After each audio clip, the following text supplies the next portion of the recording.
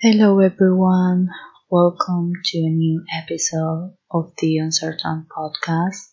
I hope you're having a great day. So, today's podcast is about the often called impostor syndrome. And I would like to talk about the things that I experience, such as situations, relationships, feelings, because when you feel this kind of things, you always, or at least what I always ask myself is if I'm the only one this happens to. And many times it's much more common than it seems. What happens is that we don't talk about it, or if we do talk about it, we think that we are going to look, I don't know, maybe stupid. So let's start by saying what's the imposter syndrome by definition? Is doubting ourselves, our abilities, or achievement, and feeling like a fraud. And no matter the age, the gender, where you're working, where you're studying, your financial position, anyone can feel like an imposter. Well, I am not an expert on the subject. For me, the best way to start explaining this is by talking about the moments in which I felt that I was an imposter or a fraud. Since I was a little girl, I always liked studying and I always had good grades. And throughout high school, I was always one of the people with the best grades. And I always received good comments like how intelligent you are. When you grow up, you will surely be a doctor, lawyer, engineer, and all of that kind of comments. The problem is that I never liked those comments for two reasons. The first is that I never felt that having good grades made me an intelligent person. And the second reason is because I felt that everyone expect me to be something that I didn't want and that I was never going to reach.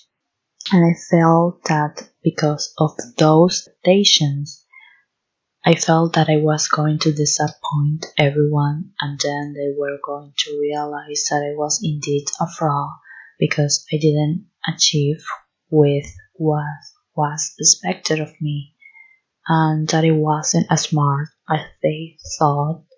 So another thing, to be specific, like in position, I have the second best grade in all my school. The first position was a girl who during high school was my best friend. We are not longer friends, but we can talk about her in another episode. Well, the thing is that sometimes I felt intimidated because of her, but not because of the grades, because I knew her way of thinking after almost 6 years of being friends, but because of the way people look at us.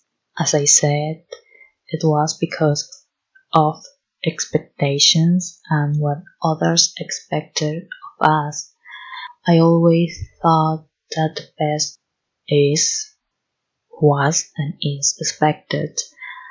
Not only the best grades, but to be the best daughter, the best sister, to be a good example. And that made me always work harder to achieve that. But I think that after a few years, I learned that wanted to be the best in every aspect of my life. I was losing myself because there is no way I could be the best in everything. And by wanting to be the best, I was sacrificing things that I didn't want to sacrifice for things that I really didn't want to have or to be. Having the best grades, it isn't all studying something just because someone wants me to study. That is not good because it's not what I want. The thing is that a few years have passed and I'm not studying to be a doctor or a lawyer and don't even know what I want to do, but I am doing this podcast. So maybe thanks to this, I can find what I want to do. So, moving on.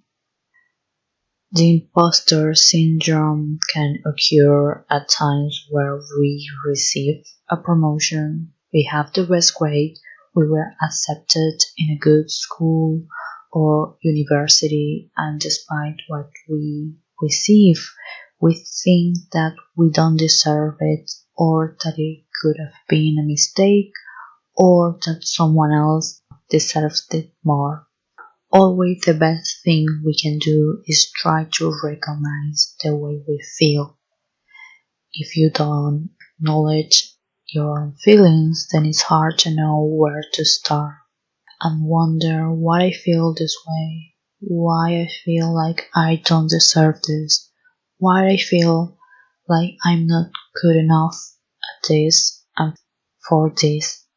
Even after working tirelessly for years and fighting for a job or a degree, we could still believe that maybe we don't deserve those things. So we have to separate the feelings from the facts. For example, if we got a degree, we have to separate the fact that we got that with the way we feel, because no matter how much we feel that we don't deserve it, nothing takes away the fact that we were able to reach that goal. Many other times, comparisons lead us to feel like a fraud.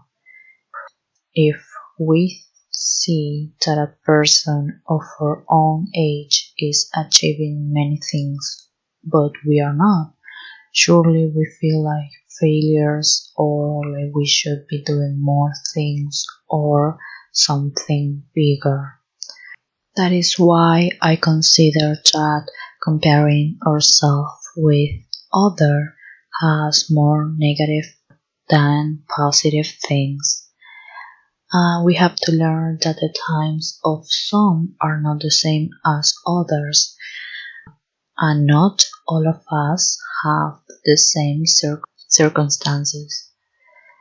Last but not least, if you feel that you cannot handle this situation alone or any other type of situation, always consider going to therapy. Talking to another person can help us a lot, much more if it is a professional.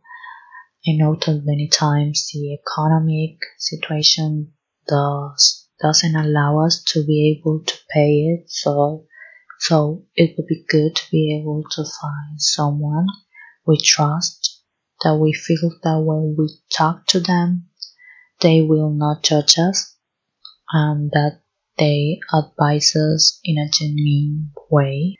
I hope you had a nice time. This is the end of today's episode. See you in the next one. You can follow us on our Twitter account, The Uncertain Podcast. Bye bye.